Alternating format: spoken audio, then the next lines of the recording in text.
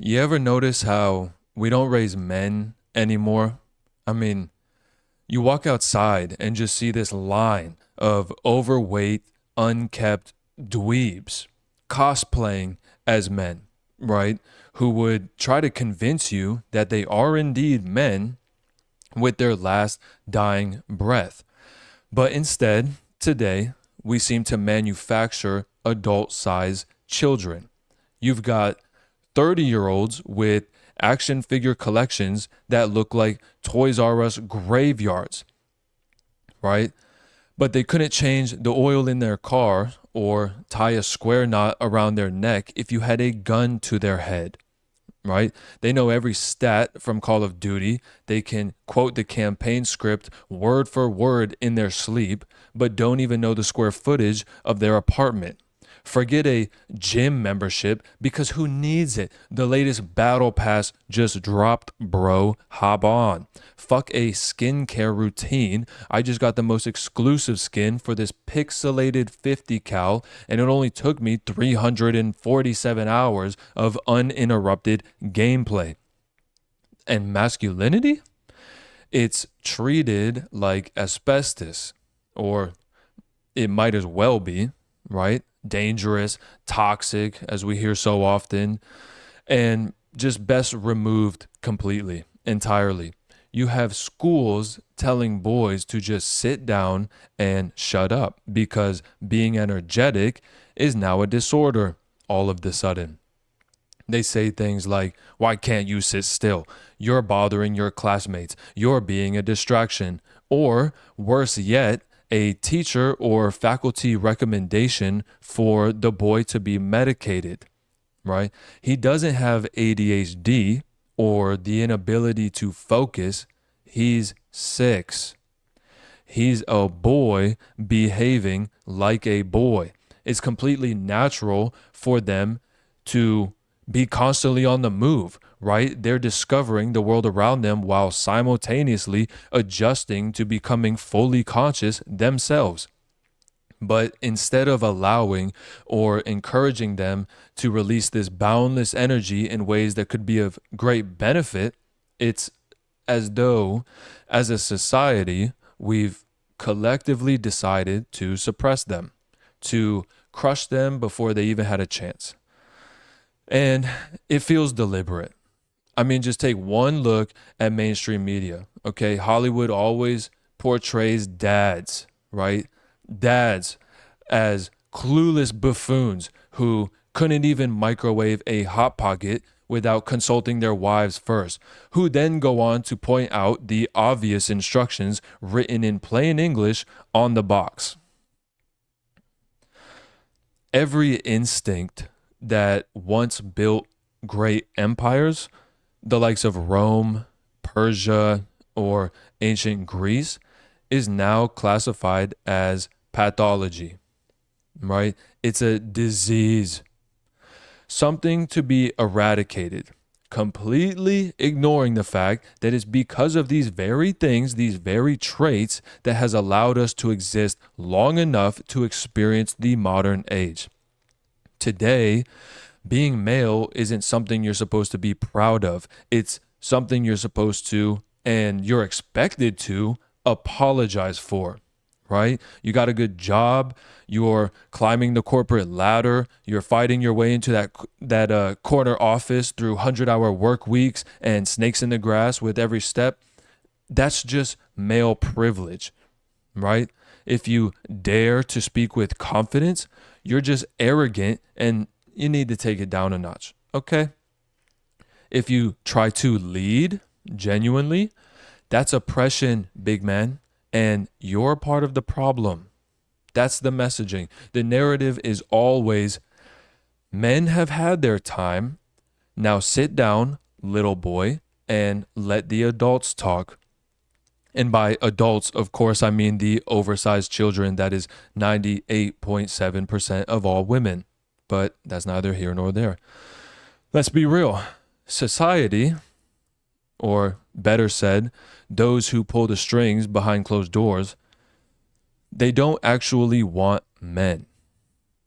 It wants mascots, neutered mascots, right? That smile, nod, and obey. Don't do as you wish, do as you're told. And you know the type, right? The dad in every commercial who doesn't know how to use a vacuum, but sure knows how to look goofy when he spills the casserole all over the place, right? Who remembers Kevin from The Office, right? When he dropped that big ass pot of chili and he's sitting there trying to scoop it all back in with a clipboard or something, just absolutely covered in meat sauce. That is how men are viewed and represented today. We've replaced strong men with sitcom dads, right? Harmless, toothless, and all too easy to just point and laugh at, right? And I'm just really sick and tired of men constantly being portrayed as this lesser than subsection of the species, like we didn't conquer new lands or literally tame the fucking wild and all that lives within it. When, tell me, when was the last time a woman had to keep her head on a swivel for a bear or a band of savage barbarians as she washed her family's clothes down by the river with a rock and a piece of wood? Okay, you have men to thank for that. You know, when a ship is sinking, let's say you're one of the unfortunate few who decided to take a vacation on Carnival Cruise, and all of a sudden the boat begins to go under to nobody's surprise. Why do you think we say evacuate women and children first? It's so that the men could get together and think of an actual solution without the screaming and constant distraction. Okay? Men are forged under pressure. Women crumble beneath it. But that's okay. There's nothing wrong with that. The issue is when we pretend like that isn't the case, that women are just as capable as men. I mean, come on. We've all seen the USA women's national team for soccer, who has literally won 4 World Cups, get destroyed by boys under 15. Need I say more? So, how did they, society, those who run it, how did they pull this off? The boyification of men. Well, it's easy. Keep the men distracted, whether it's corn or video games or TikTok dances more recently. Give them just enough dopamine to forget how to grow up, right? And they market it like this. They say, oh, but he's harmless. He's just gaming. But that's the point. A man with purpose is dangerous. A man with direction who refuses distraction is uncontrollable. But a boy with a PlayStation is safe. You see? Purposeful men build families, they build businesses and civilizations, entire civilizations, the kind we read about in school to this day. However, boys with PlayStations, they build KD ratios, right? And as long as guys stay plugged in, scrolling endlessly, they'll never unplug long enough to realize that life is just passing them by. Responsibility is the enemy now. That is the secret. Bills, families, commitments. That is how you forge men. By stepping up to the plate, knowing that others are relying on you and your effort. But if you're able to keep them irresponsible, they stay boys. And irresponsibility today is sold as freedom. They say don't get married, don't settle down, don't start a family, it's too expensive. Just vibe, bro, just kick it, just keep swiping right and hop into Discord, bro. But that isn't freedom. That is a cell with Wi-Fi. That's it. And let's be real. Our culture, I think, doesn't hate men. Okay, stay with me. Our culture doesn't hate men, it hates grown men who conduct themselves like adults, the kind who build, who protect, who lead, because leaders can't be controlled. Only followers can, right? Which brings me to my next point: feminism, or feminazism, I think is more accurate, right? More accurately describes what it's morphed into today. So let's talk about it.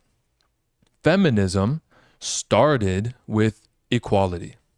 Okay, that's fair enough. I understand. You wanted to be able to open a bank account or a line of credit or even cast a vote down at the ballot box. Cool, right? I get that. I get that much. But what I don't understand is how it somehow ended with superiority. It went from equality to superiority. The original goal was noble. You could say women wanted equal rights. I think this is a message anyone of today would agree with.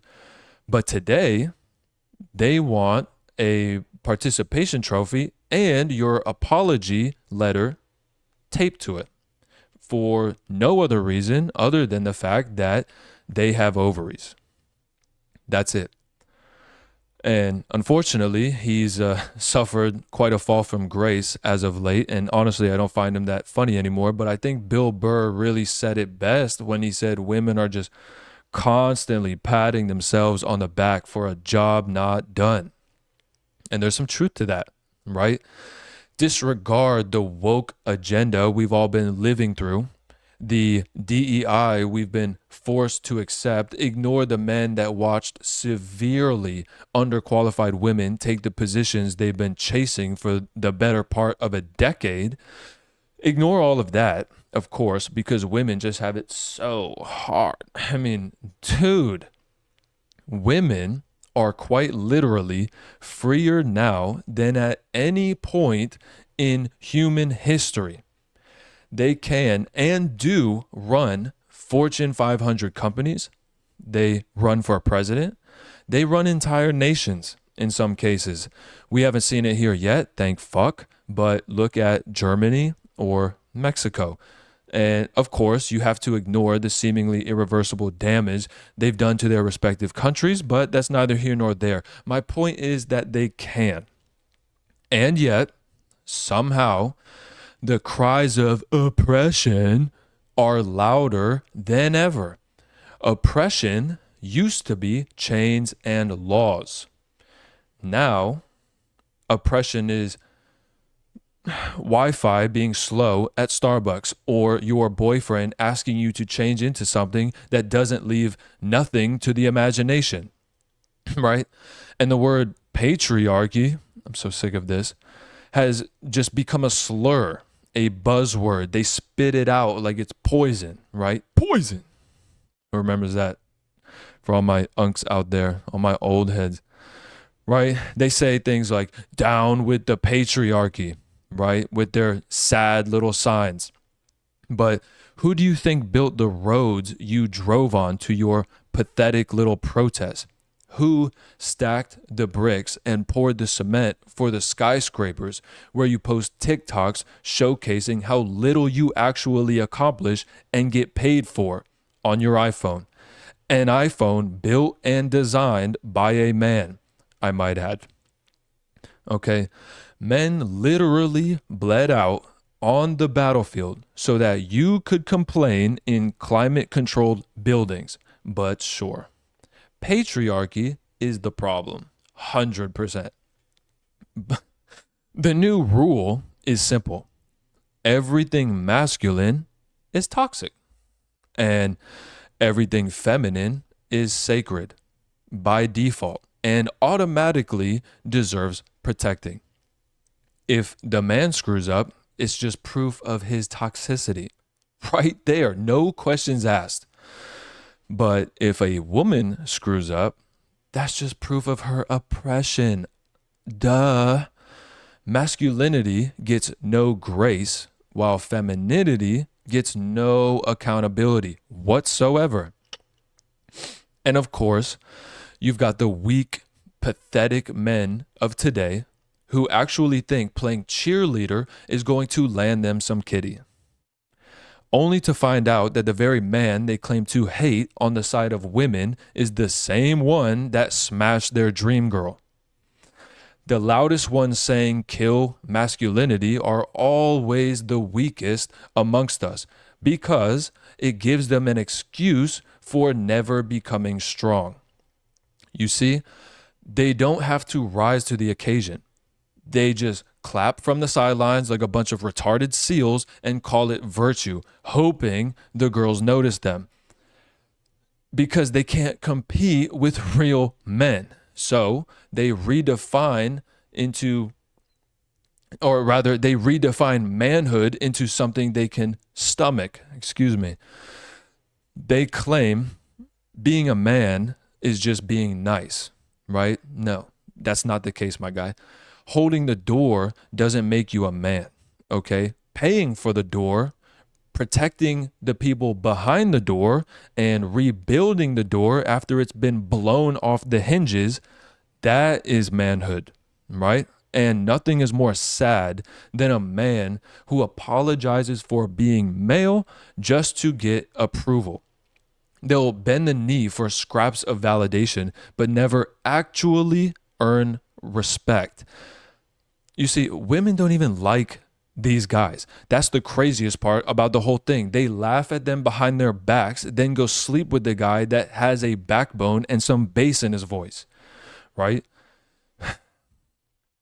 History has taught us that every civilization collapses the moment it celebrates weak men and punishes strong ones.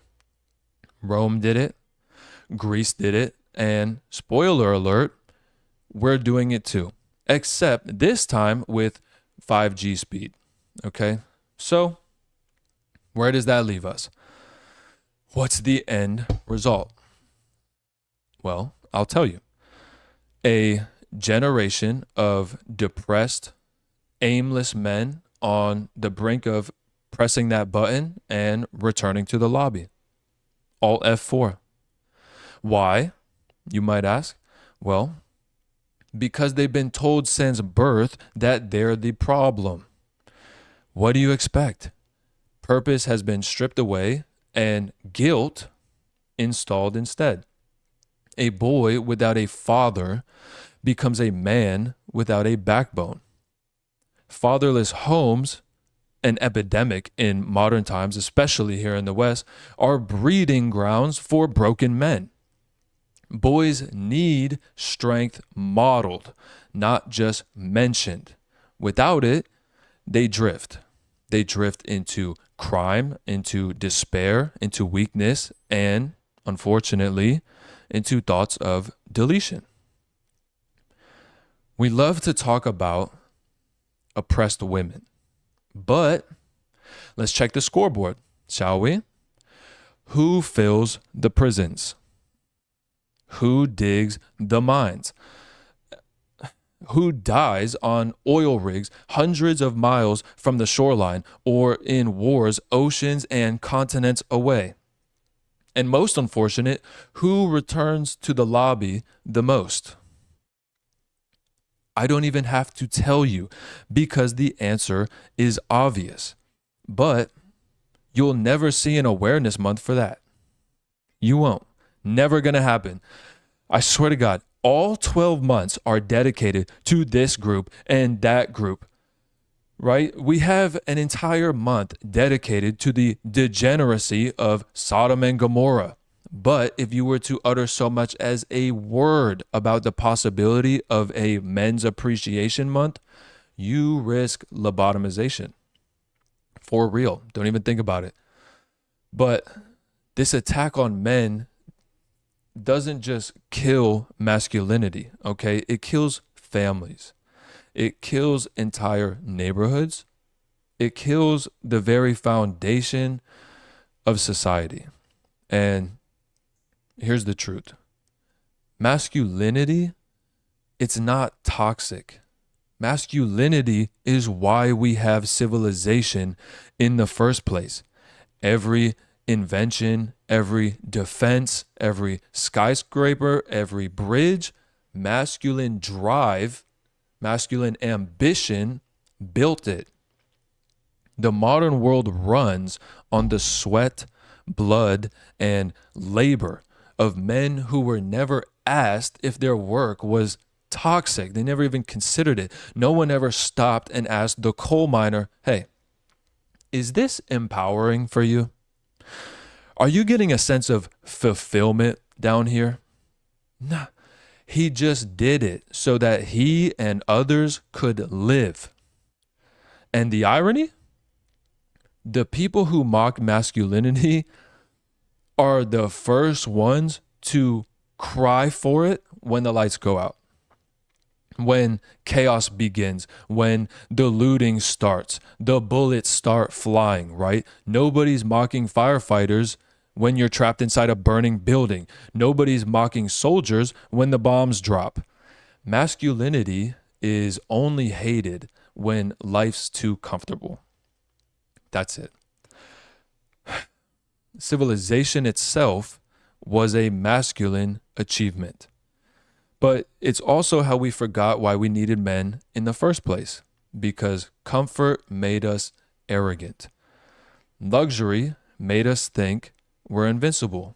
And now we bite the very hand that built the whole thing. And I'm just tired of seeing men being constantly belittled by those who would experience a manic episode when their favorite celebrity couple breaks up. I'm sick of it. I'm tired of it. What's so unfortunate is that society doesn't want men anymore. It wants boys, obedient, entertained boys. It wants them harmless, toothless, because boys don't question authority. Boys don't lead revolutions. Boys don't change the world. If you kill masculinity, you kill the future. Period. No builders, no defenders, no progress. And nature doesn't forgive weakness, and neither does history. We don't need fewer men. We need better men. Strong, moral, responsible men. But instead of encouraging them, it seems as though we are trying our hardest to completely erase them. So maybe it's time that men stop apologizing for being men and start being men again. It's that simple. But without wanting to make this too long, let me know what you think in the comments below. Have you ever experienced any of this as a man? Don't forget to like, comment, subscribe. You know the deal. Really helps out. I appreciate you all for tuning in. Those of you that did. I am Wicks the Board. Y'all take it easy.